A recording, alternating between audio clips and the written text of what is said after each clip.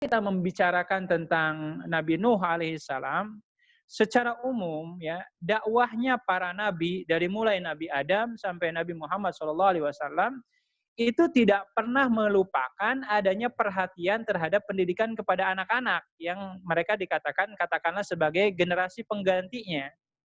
Mari kita lihat ya, ada semacam titik kesamaan lah antara beberapa nabi-nabi yang ada. Di Al-Quran umpamanya Allah berbicara tentang Nabi Ibrahim alaihissalam dengan kedua anaknya, ya Ismail dan Ishak. Ya, pun demikian Nabi Zakaria ya itu berdialog dengan anaknya yang bernama Yahya. Demikian juga Nabi Nuh alaihissalam ya. Bahkan kalau kita baca dalam sejarah Bapak Ibu sekalian, itu kalau di total ya, umurnya Nabi Nuh alaihissalam itu totalnya itu ya, ini menurut perhitungan ahli sejarah. Sahabat Ibnu Abbas seperti yang dikatakan oleh Imam Ibnu Katsir, beliau itu dikaruniakan oleh Allah Ta'ala umur selama 1780 tahun. Ya, di mana beliau diangkat jadi nabi ketika berusia kurang lebih ya sekitar hitungannya diangkat jadi nabi ketika usia 450 tahun. 450 tahun beliau baru diangkat jadi nabi ya. Kita kelamaan 450 tahun. Lalu ketika menginjak usia 450 tahun, beliau diperintahkan untuk diutus jadi nabi dan masa dakwahnya itu selama 950 tahun. Gitu ya.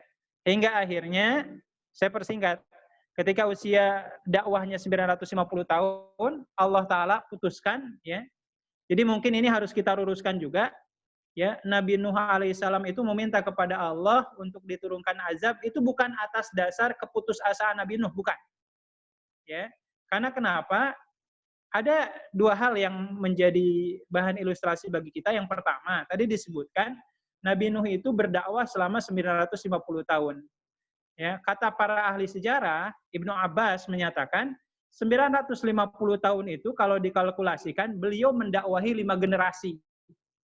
Ya, 5 generasi. Jadi berganti-ganti ya, umurnya Nabi Nuh mungkin yang paling tua saat itu. Generasi yang pertama penyembah berhala. Nabi Nuh kemudian masih berharap mudah-mudahan nanti anak-anaknya bisa soleh. Ternyata lebih parah gitu ya. Nunggulah kemudian generasi yang ketiga, lebih parah juga. Generasi yang keempat lebih parah juga. Kata Nabi Nuh, saya nunggu generasi selanjutnya. Tapi apa jawaban dari Allah? Mungkin nanti Bapak Ibu baca di surat Hud ayat 36, 37. Allah menyatakan bahwasanya wahai Nuh, sudah nggak akan ada lagi yang beriman kepada engkau sesudah ini. Maka akhirnya karena memang sudah ada informasi dari Allah bahwasanya tidak akan ada lagi yang beriman, maka akhirnya Nabi Nuh baru mengangkat tangannya dan berdoa kepada Allah agar Allah Ta'ala menurunkan azabnya. Nah, di sini kita melihat bagaimana Nabi Nuh alaihissalam ya punya perhatian besar ya. Kalau umpamanya mohon maaf generasi tuanya nggak bisa lagi diselamatkan, ada harapan ya generasi mudanya, anak-anaknya, seterusnya.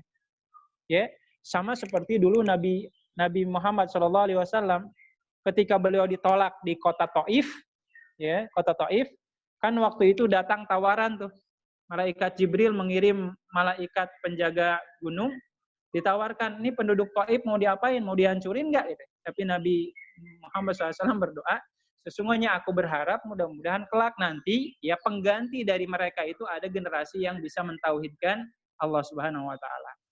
Nah, ini titik utamanya bagaimana kemudian ya Nabi Muhammad SAW dan para nabi yang lain begitu amat sangat perhatian terhadap pendidikan kepada anak-anak. Wabil khusus, jadi kalau kita mungkin selama ini kita memikirkan interaksi antara para nabi dengan kaumnya, ya jangan lupa juga Nabi juga berinteraksi dengan istri dan anak-anaknya, ya interaksi dengan istri dan anak-anak. Mari kita lihat ini yang menjadi pembahasan kita ya hari ini surat Hud ayat 42 ketika Nabi Nuh alaihissalam saat itu diperintahkan oleh Allah Ta'ala untuk membuat perahu. Ya, kalau menurut ahli sejarah perahunya itu nggak kelas ecek-ecek ya. Karena kenapa? Karena yang akan menumpangi perahu itu ya banyak orang, banyak kalangan dari manusia bahkan sampai hewan-hewan. Meskipun disebutkan waktu itu ya, yang numpang atau yang naiki bahteranya Nabi Nuh itu jumlahnya sekitar 80 orang. Semuanya beriman. Gitu ya. Cuman perahunya, ini menurut para ahli sejarah, luas dan besarnya perahunya itu sekitar 15 km besarnya. Ya. Tapi sayangnya ketika semuanya sudah naik ke atas bahtera, orang-orang yang beriman, satu di antara anaknya yang bernama Kan'an itu kemudian lebih memilih untuk tinggal dan bersama dengan umatnya Nabi Nuh alaihissalam yang mengkufuri dakwahnya. Nah, di saat itu Bapak Ibu sekalian, kan kita tahu tuh di ayat tadi yang sempat diperlihatkan mungkin oleh Pak Tribudi ya. Di situ ada ayat 42-nya. Nabi Nuh alaihissalam ketika beliau sudah naik ke atas bahtera dan beliau kemudian melihat Kan'an, anak yang dicintainya, sedang manjat ke atas bukit. Karena ada harapan dia bisa selamat. Ya, meskipun Nabi Nuh alaihissalam saat itu mengatakan, "Ya bunayya irkam ma'ana, wahai anakku, naiklah engkau ke atas bahtera ini." Meskipun kan anaknya jawabannya ngotot, enggak saya pokoknya ingin nyari ke tempat yang lebih tinggi. Tapi apa nasihat yang dikatakan oleh Nabi Nuh saat itu? Ini nasihat yang begitu besar bagi kita semua. Nabi Nuh berkata kepada anaknya, "Ya bunayya irkam ma'ana wala takum ma'al kafirin." Wahai anakku, naik ke atas bahtera bersama aku, wala takum ma'al kafirin. Jangan engkau bersama orang-orang yang kafir. Ini harus kita garis bawahi, jangan engkau bersama dengan orang kafir. Nabi Nuh tidak berkata, jangan engkau menjadi orang kafir. Ya, meskipun apa? Meskipun Nabi Nuh dalam hal ini sudah tahu, yang pertama sudah tahu Nabi Nuh itu bahwasanya anaknya, mohon maaf, termasuk orang-orang kafir. Tapi beliau masih punya harapan mudah-mudahan anaknya bisa berubah. Bentuk perubahannya apa? Jangan engkau bergaul atau lebih memilih dengan orang-orang kafir. Ini mengisyaratkan kepada kita bagaimana kemudian yang namanya pergaulan, yang namanya lingkungan, yang namanya pertemanan itu begitu amat sangat besar. Ya, pengaruhnya. Meskipun umpamanya, apalagi mohon maaf Nabi juga diuji bukan hanya dengan anaknya, tapi juga dengan istrinya. Ya. Punten nih Pak Tribudi dan Bapak-bapak, Ibu-ibu, Nabi Nuh dalam hal ini punya istrinya 2. Ya. Yang satu soleh, yang satu kebalikannya. Nah, yang diazab itu yang kafirnya itu loh. Ya, ibu kandungnya Kan'an. Jadi kalau saya sebutkan, tadi anaknya 4. Yang 3 yang soleh itu berasal dari ibunya yang soleh yang lain. Sementara yang satu, yang Kan'an itu berasal dari istrinya yang kufur kepada Allah Ta'ala. Gak usah minta maaf sama anak, Ustaz. Gak usah minta maaf sama aku. Nanti biasa bisa ramai gitu. Lanjut, Ustaz. Nah, jadi Bapak Ibu sekalian, saat itu ya Nabi Nuh mengingatkan kepada anaknya, ya, ingat engkau jangan ya memilih bersama orang-orang yang rusak karena efeknya sangat besar. Dan ini kan kalau kita baca ya dalam kisah-kisah para nabi yang lain ya. Saya ngambil contoh mungkin Bapak Ibu sekalian nanti bisa baca di surat Yusuf ayat 4. Itu cerita tentang mimpinya Nabi Yusuf ya, di mana dia mengatakan ya abati ini ra'aitu ahada asyara kawkaba ra'aituhum li sajidin. Wahai ayahku, tadi malam aku melihat ada 11 bintang ya, di mana bintang-bintang itu semuanya sujud kepadaku. Sebenarnya kalau kita telusuri secara lebih mendalam, ketika bahasanya kan 11 bintang itu ilustrasi dari 11 temannya. Di mana yang satunya yang bernama Benyamin itu orang soleh, yang 10-nya itu orang salah saja. Tetapi di mimpi tersebut, ya Allah Subhanahu wa Ta'ala sudah memberikan informasi kelak mereka itu semuanya akan sujud, akan menjadi orang-orang yang soleh. Ya, akan menjadi orang-orang yang soleh. Nah, oleh karenanya mari kita lihat, ya, kenapa sih yang teman-temannya Nabi Yusuf yang 10 itu berkomplot hanya ingin membunuh Yusuf saja? Kenapa Benyamin yang enggak? Ini mungkin cara Allah Ta'ala untuk mentreatment 10 temannya ini. Plus kemudian Allah hadirkan ayahandanya, ya, Nabi Yakub alaihissalam, untuk mentutor, ya, untuk mentraining 10 anaknya yang salah itu semua. Dan dalam hal ini kan kita nggak pernah dengar, nggak pernah melihat cerita ketika ada 10 anak berkomplot membunuh saudaranya, lantas kemudian mohon maaf, Nabi Yakub mengusir gitu saja anak-anaknya. Enggak seperti itu. Tapi beliau bersabar ya, karena ada harapan ke depannya sesuai dengan mimpinya Nabi Yusuf alaihissalam, kelak suatu saat nanti anak-anaknya ini akan menjadi orang-orang yang soleh. Nah, bagi kita Bapak Ibu sekalian, kalau seandainya ada di antara kita hari ini diuji, ya, mohon maaf, dengan ketidaksolehan anaknya, ya sebenarnya ibarat kata ya, anak-anak kita yang saat ini sedang menguji, ya ibarat kata mereka saat ini sedang bahas lukis lah. Jadi lukisannya belum selesai, jangan kemudian kita langsung plot dulu, oh mereka anak yang tidak soleh, tidak berbakti kepada orang tuanya, nggak bisa seperti itu. Jadi selama mereka masih hidup, ibarat kata seperti tadi Nabi Nuh alaihissalam, masih melihat ada peluang, anaknya itu masih bisa diselamatkan, belum meninggal, meskipun dilihat dari sisi kepribadiannya nampak jelas bagaimana kengototan penolakan dari Kan'an ini kepada ayahandanya. Jadi ini poin yang pertama yang harus kita perhatikan secara seksama ya, Bapak Ibu sekalian. Ya, jangan kemudian kita mohon maaf ya berburuk sangka dan mengatakan naudzubillah, Nabi Nuh gagal dalam mendidik anaknya. Naudzubillah, nggak bisa seperti itu, gitu ya.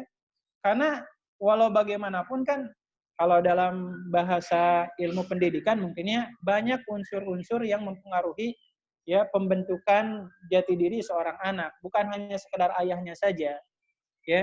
Bahkan dalam hal ini kalau umpamanya kita membaca ada seorang ulama ya bernama Ibnu Qudamah, ya, mohon maaf, yang bernama Imam Ibnu Khaldun dalam kitab Al-Muqaddimah. Imam Ibnu Khaldun itu mengatakan al-insanu ibnu bi'atihi. Sesungguhnya manusia itu adalah anak dari lingkungan yang ada di sekitarnya. Jadi bagaimana orang tuanya, bagaimana lingkungan serta pergaulannya itu benar-benar mempengaruhi jati diri seorang anak. Makanya mari kita lihat umpamanya kisah-kisah contoh yang populer ya, seorang residipis yang membunuh 99 orang itu loh. Ketika datang ke seorang ahli ilmu, tanya umpamanya apakah mungkin Tuhanmu akan memaafkan saya?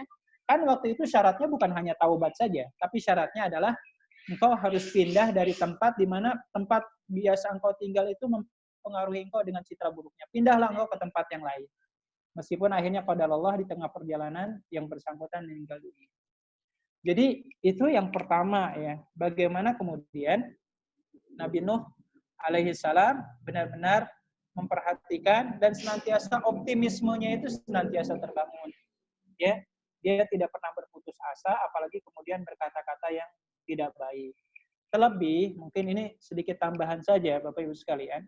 Kita ini kan selaku orang tua, tanggung jawab orang tua itu nggak akan pernah selesai meskipun umpamanya anak-anak kita sudah dewasa, bahkan sudah berumah tangga. Kita melihat ya dalam sejarah umpamanya bagaimana Rasulullah SAW memainkan diri sebagai seorang ayah, sebagai seorang mertua untuk menantunya. Atau umpamanya saya ingin ngambil contoh umpamanya seorang sahabat namanya Abu Bakar. Abu Bakar ini kan terkenal dengan lemah lembutnya, dengan kebijaksanaannya gitu ya. Nah, Abu Bakar itu punya beberapa anak, satunya Abdullah, salah satunya Abdullah.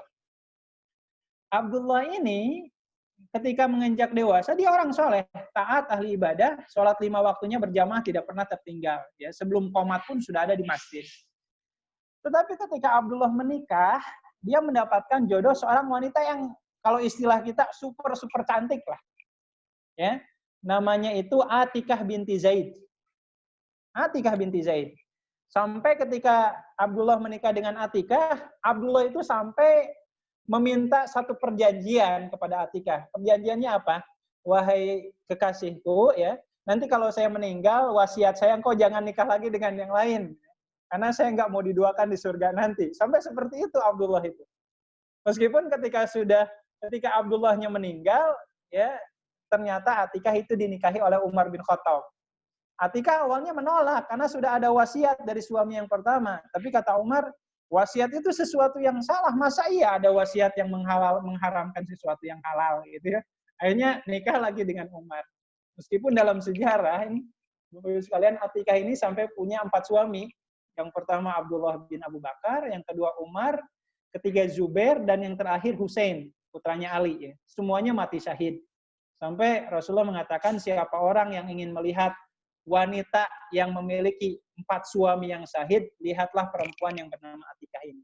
Jadi cantiknya luar biasa lah. Sampai Abdullah ya kesemsem banget dengan istrinya. Gitu. Nah, menariknya ketika menikah dengan Atikah, malah Abdullah jadi sering telat datang ke masjidnya. Bahkan akhirnya jadi ahli masbuk gitu ya. Ahli masbuk. Wah, ini kata Abu Bakar, ini sesuatu yang berbahaya nih. Ya, bagaimana mungkin sebelum nikah disiplin sholat 5 waktunya terjaga, jamaahnya giliran sudah sholat malah melempem gitu ya. Akhirnya apa yang dikatakan oleh Abu Bakar waktu itu? Ceraikan oleh kamu istrimu.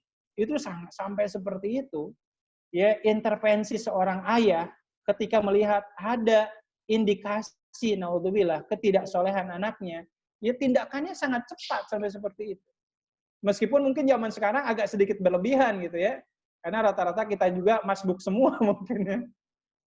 Berlebihan. Akhirnya kemudian Abdullah memang benar-benar menceraikan istrinya, tapi ternyata sesudah diceraikan Abdullahnya sering sakit-sakitan.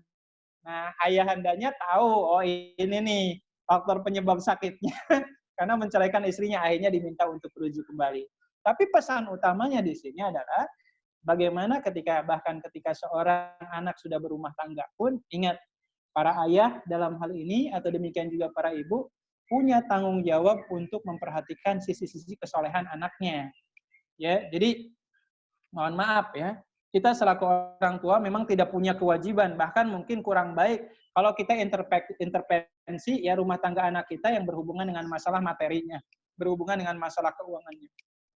Kalau itu bukan sesuatu yang baik. Tapi kalau berhubungan dengan masalah ibadah, ya berhubungan hablum minallah, kita selaku orang tua punya tanggung jawab yang besar.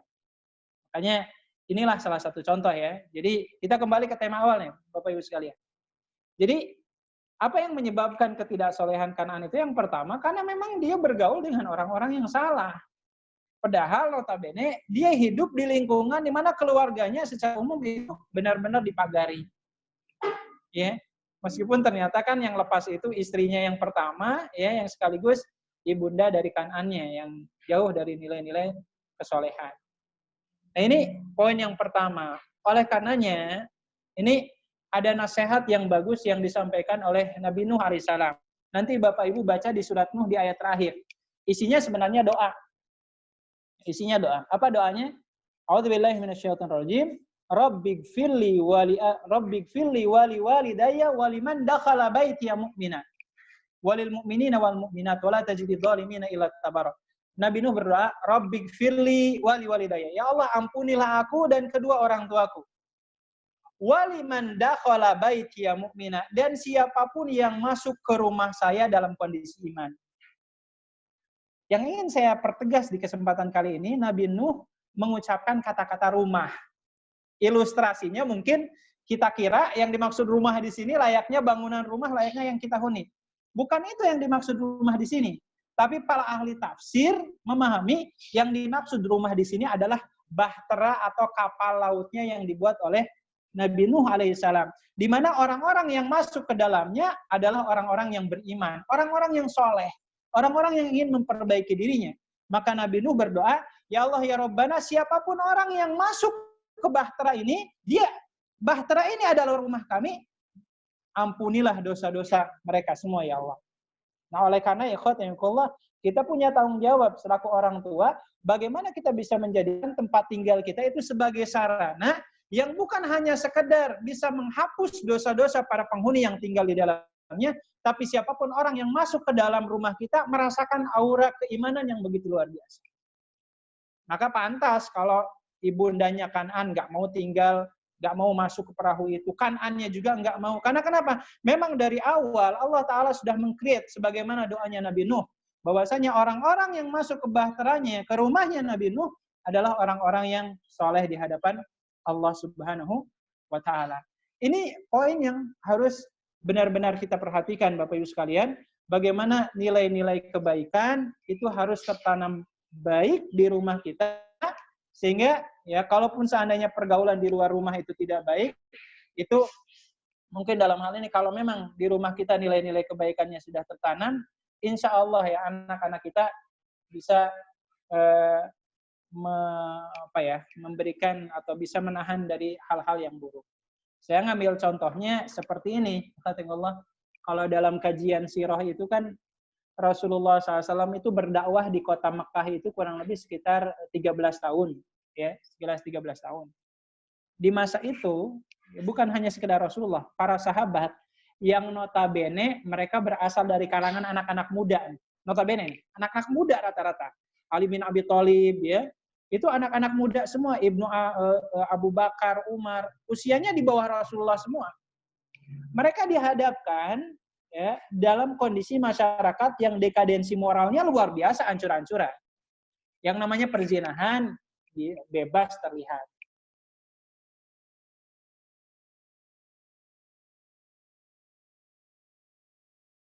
Apa?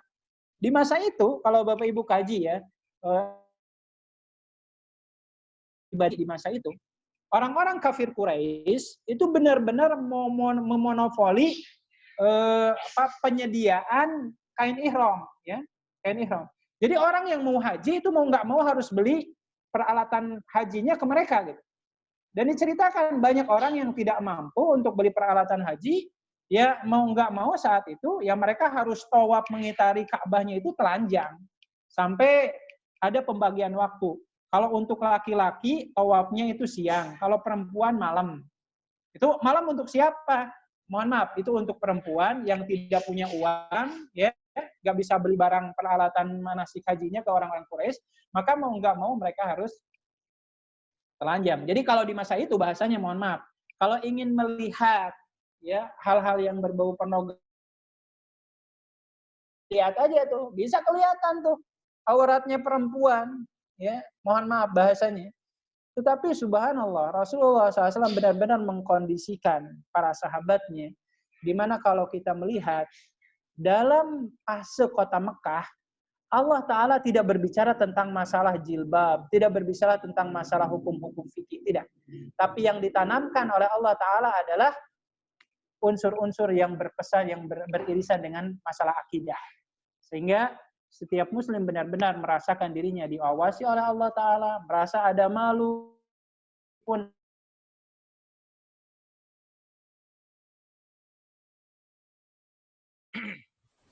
Wah, mungkin sinyalnya mulai memajalengka banget sinyalnya. Kita tunggu ya Bunda. Iya, sinyalnya mungkin. Ya. Sinyal. Subhanallah, bentar. Ya, Ayah Bunda, boleh nanti bagi yang ingin bertanya silahkan diketik di chat ya. Dan bagi pertanyaan-pertanyaan yang belum terjawab, insya Allah akan dijawab melalui YouTube nanti.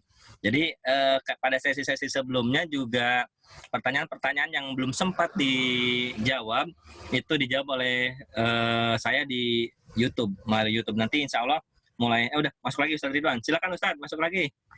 Sebentar. Anak unmute dulu. Jadi itu yang pertama.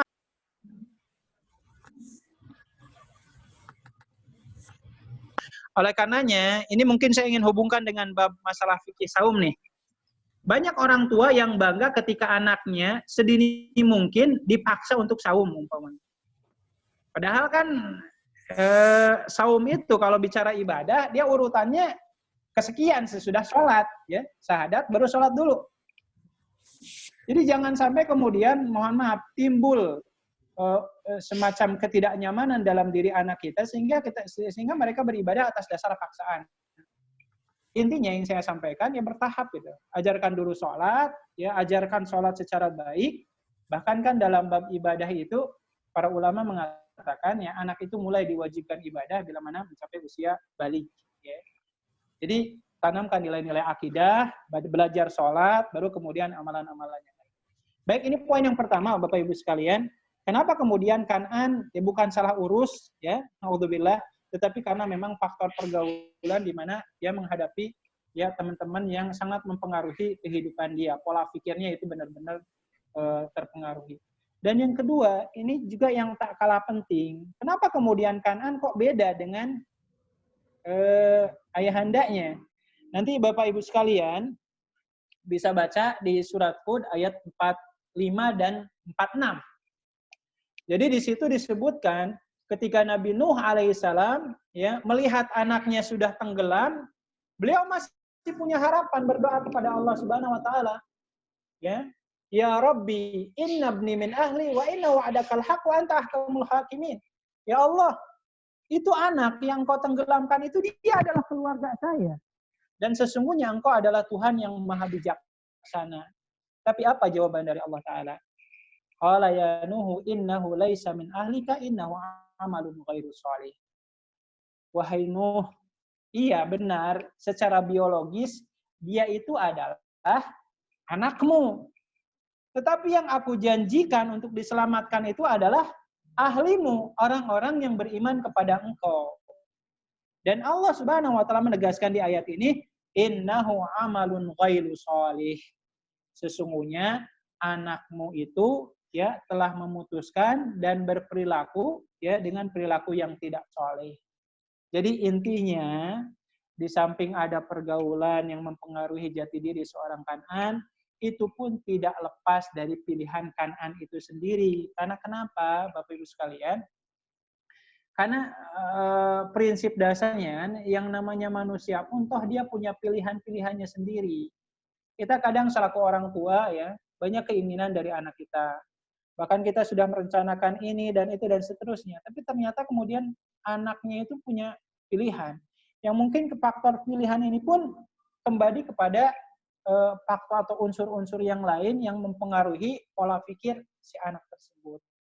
Nah, oleh karenanya disinilah kemudian kita benar-benar diajarkan ya oleh Allah Subhanahu wa taala yang namanya doa silahul mukmin. Yang namanya doa itu memang benar-benar senjatanya orang-orang yang beriman.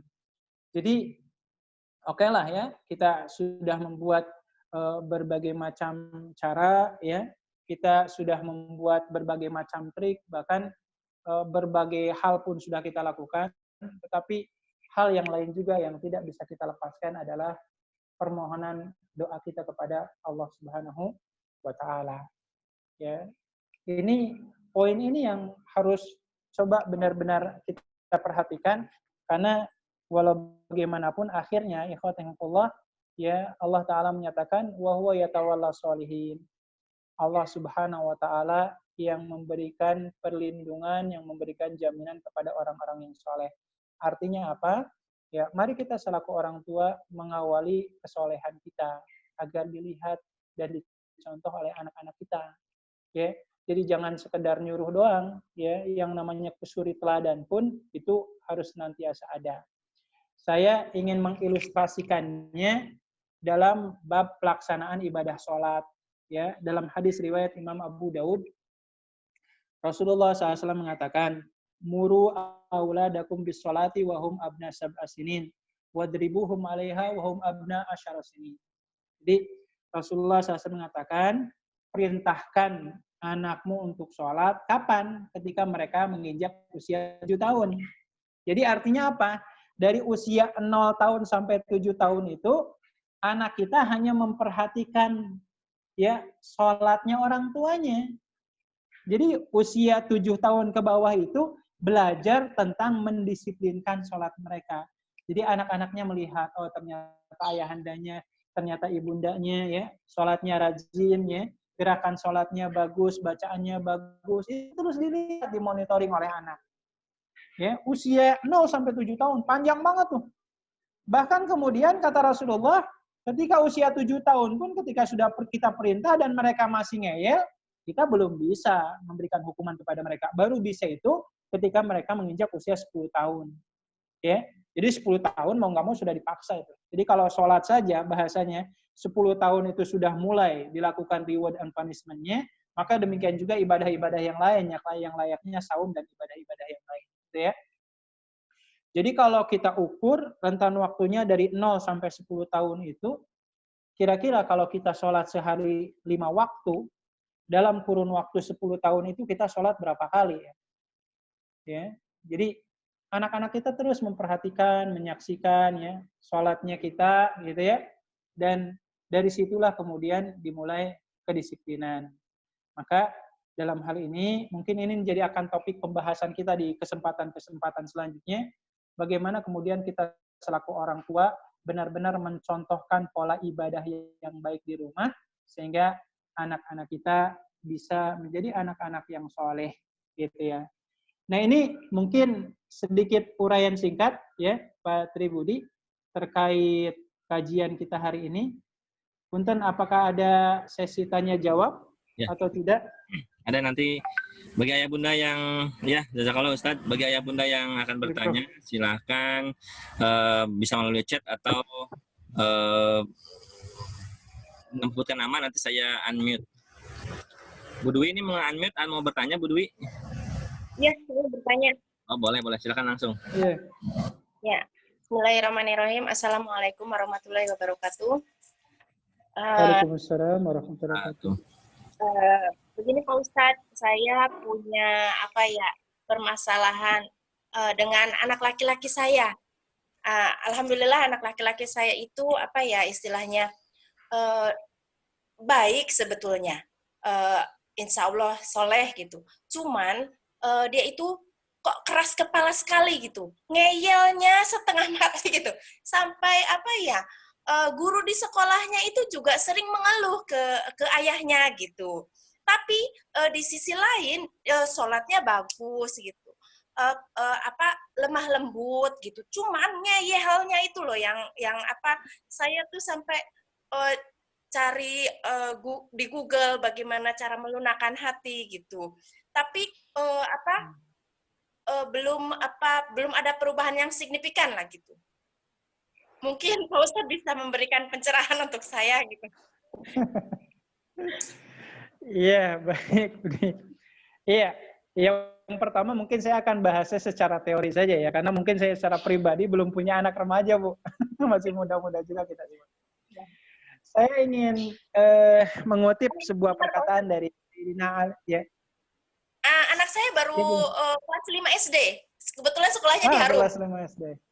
Oh iya, Masya Allah. Iya, jadi gini Bu. Iya. Saya ingin mengutip nasihat yang disampaikan oleh sahabat Ali bin Abi Thalib radhiyallahu ta'ala. Kan secara umum beliau mengatakan seperti ini. Fase pola pendidikan dan interaksi dengan anak itu dibagi kepada 3 fase. Ya. Fase 0 sampai 7 tahun itu adalah kita memperlakukan anak-anak itu layaknya seorang raja ya. Jadi apapun keinginan dia, enggak apa-apa kita turuti selama itu memberikan kemaslahatan bagi yang bersangkutan, bagi anak tersebut 0 sampai 7 tahun. Ya. Jadi bahasa ngeyel yang memang mungkin secara psikologis anak usia-usia seperti itu kengeyelannya mungkin masih sangat rentan. Usia 0 sampai 7 kita perlakukan layaknya mereka ya raja kita. Tapi usia 7 tahun sampai usia 15 tahun, ya, 7 tahun sampai 15 tahun, kata Ali bin Abi Thalib radhiyallahu ta'ala anhu, ya, beliau mengatakan, perketat tingkat kedisiplinan kita kepada mereka. Maka reward dan punishment-nya di usia 7 sampai 15 tahun itu mulai diperlakukan. Ya, maka di masa-masa seperti ini, mungkin rasanya agak kurang bijak juga kalau seandainya kita memberikan banyak pilihan-pilihan kepada anak umpamanya. Saya ngambil contoh umpamanya kalau kita berangkat ke pasar atau ke mall, umpamanya anak kita ikut ya.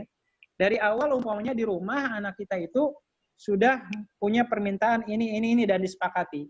Ketika sampai ke mall atau ketika sampai ke pasar bahasanya, maka mau nggak mau kita harus mengajarkan ya bahasanya ketegasan atas perjanjian yang sudah dibuat. Jadi usia 7 sampai 15 tahun itu seperti itu.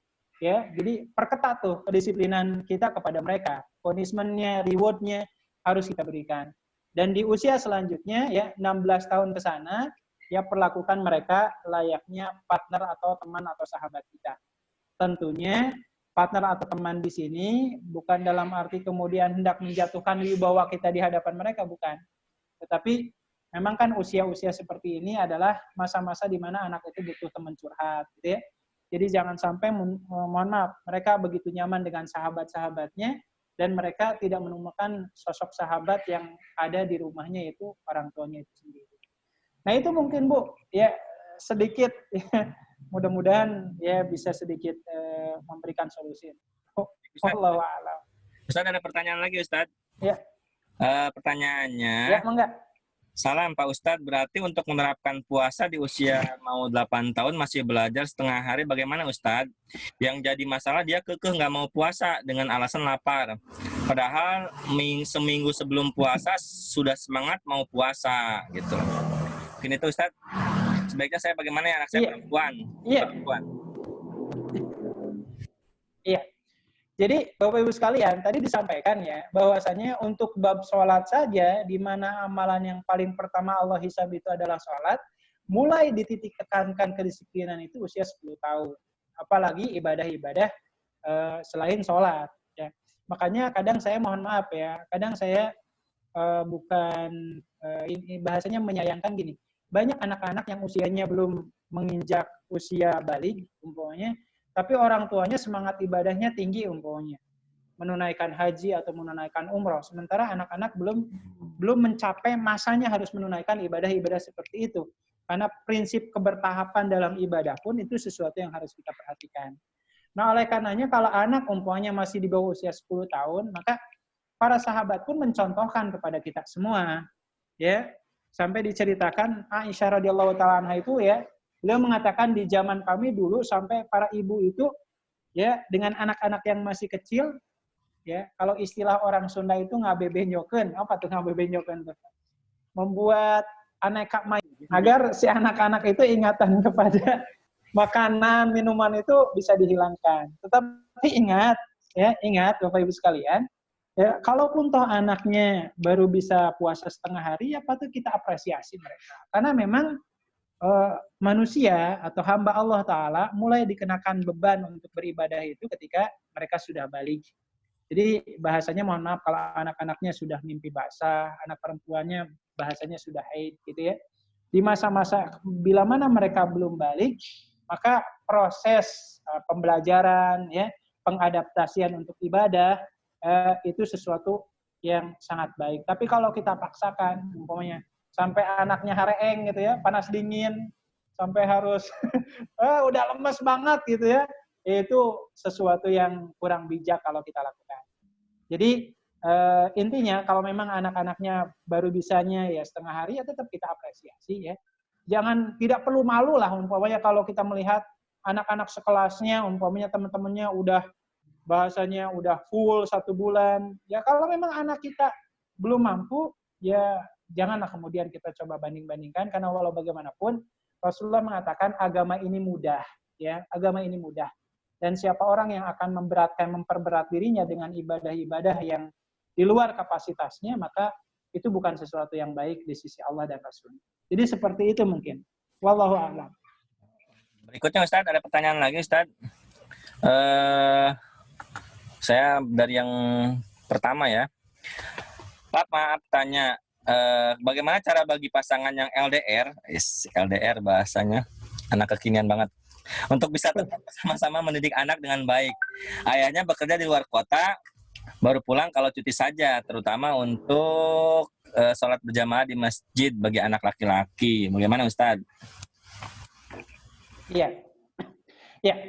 Ikhwati imanullah, LDR itu apa sih? Jarak jauh ya? Hubungan jarak jauh berarti ya.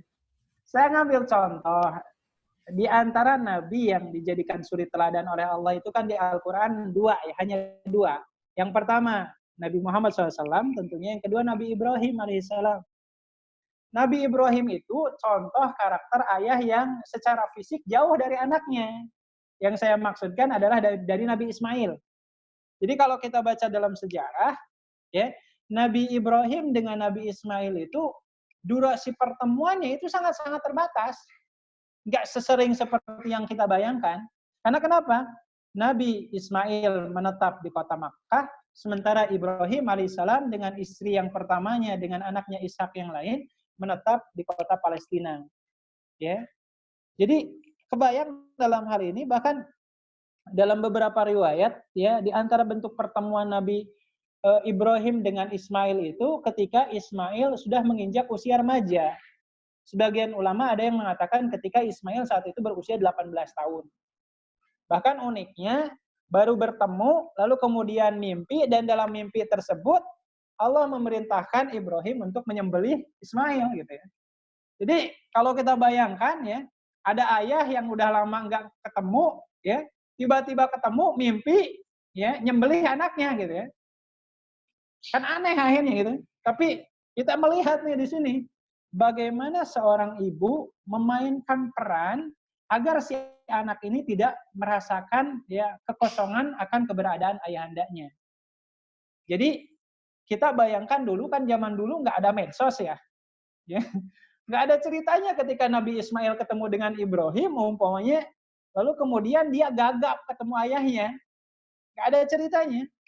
Atau umpamanya manggil ayahnya om umpamanya. Nggak ada cerita seperti itu. Jadi luar biasa penerimaan Ismail ketika bertemu dengan ayahnya itu benar-benar dirasakan. Dan ini tidak lepas dari peran seorang istri, seorang ibu dalam menghadirkan sosok seorang ayah meskipun secara fisik tidak ada, tetapi anak itu benar-benar merasakan bahwasannya ayahnya senantiasa memberikan perhatian. Mungkin saya ngambil contoh umpamanya, kalau si anak umpamanya di suatu waktu punya masalah antara dengan temannya, lalu dia umpamanya konsul dengan ibunya, ya nggak ada sesuatu yang salah umpamanya kalau si ibunya bilang gini, apalagi kan sekarang jauh lebih mudah, ya umpamanya, nah gimana kalau ibu umpamanya punya saran, kita telepon ayah yuk, kita minta bagaimana saran ayahnya, gitu ya, akan permasalahan ini. Lalu kemudian si anaknya telepon, gitu ya, ayahnya pun respon cepat tanggap, gitu ya bahasanya. Ini contoh-contoh sederhana ya, proses pendidikan yang metode LDR lah bahasanya, yang jarak jauh, meskipun secara fisik ayahandanya umpamanya tidak menetap di negerinya, di Indonesia, umpamanya bekerja di tempat yang lain, tapi peran seorang ibu harus bisa memerankan keberadaan ayah itu benar-benar ada dan anak itu benar-benar merasa. Oke, Itu. Pertanyaan terakhir sebelum kita closing, Ustadz.